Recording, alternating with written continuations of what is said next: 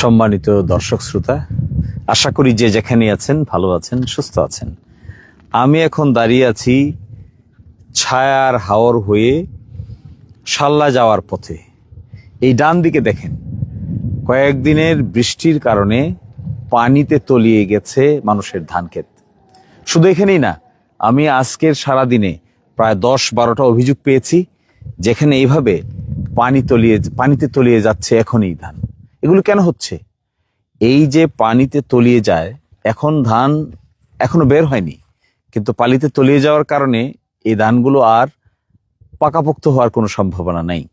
এখানে প্রশাসনের উচিত, কৃষি বিভাগের উচিত জরুরি ভিত্তিতে পানিটা নিষ্কাশনের ব্যবস্থা করা। কিভাবে করবেন এই পানি নিষ্কাশন? এই পানি নিষ্কাশন করার একমাত্র তরিকা হলো, এই যে অপরিকল্পিত বাঁধ দিচ্ছেন আপনারা, এই বাঁধের কারণে কিন্তু এই ঘটনা ঘটছে। খালি দেখি পিআইসি বাঁধ দিচ্ছেন, কিন্তু পিআইসি বাঁধ দিয়ে পানি নিষ্কাশনের ব্যবস্থা তো করেন নাই। অপরিকল্পিত বাঁধ দেন, এই বাঁধ আসার পরে দিলেন বাঁধ, তারপরে বৃষ্টি হলো, পানি নিষ্কাশন হবে কি করে? পানি তো নিষ্কাশন হচ্ছে না। এখানে তো শত শত একর জমি দেখেন পানির নিচে চলে গেছে, এখনই পানির নিচে চলে গেছে, গ্রিন। এখন যদি বৃষ্টি আর কয়েকদিন কন্টিনিউ করে তখন কি হবে? যদি বৃষ্টি কন্টিনিউ এভাবে করে তাহলে দেখা যাবে শত শত একর জমি, শত শত বিঘা জমি পানির নিচেই নষ্ট হয়ে যাচ্ছে। শুধু ছায়ার হাওরে এরকম হচ্ছে তা না, আমি দেখে আসছি সামনে শশারকান্দার সামনে কাবলিয়ার হাওরে এরকম হচ্ছে। আশেপাশের যে কয়টা হাওর আছে সব জায়গায় একই ঘটনা ঘটবে। এর সমাধান কি? স্থায়ী সমাধান বের করতে হবে।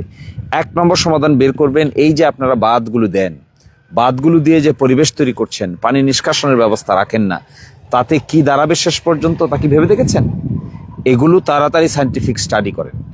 কৃষি অফিসার যারা আছেন তারা ঊর্ধ্বতন কর্তৃপক্ষের সঙ্গে যোগাযোগ করেন, এসে এখানে ভ্রমণ করেন। নেতা নেত্রী যারা আছেন তারা আসেন, এসে এগুলো একটা সমাধান বের করেন। যদি এখানে সমাধান বের করতে না পারেন তাহলে এইভাবে তলিয়ে যাবে হাজার হাজার একর জমি। আমি আপনাদেরকে রিকোয়েস্ট করব যে তাড়াতাড়ি, শুধুমাত্র জনপ্রতিনিধি হলেই তো হবে না, কাজে আসতে হবে। তো কাজ না করতে পারলে জনপ্রতিনিধির দাম কি? জনপ্রতিনিধি আসেন, এইখানে এই কাজের জায়গায় হাত দেন, দেখেন মানুষের জমি কিভাবে তলিয়ে যাচ্ছে। এসে এই বাঁধগুলোতে পার্মানেন্ট ব্যবস্থা বের করবেন। যদি ব্যবস্থা বের করতে না পারেন তাহলে মানুষের দুঃখ দুর্দশার কোনো শেষ থাকবে না।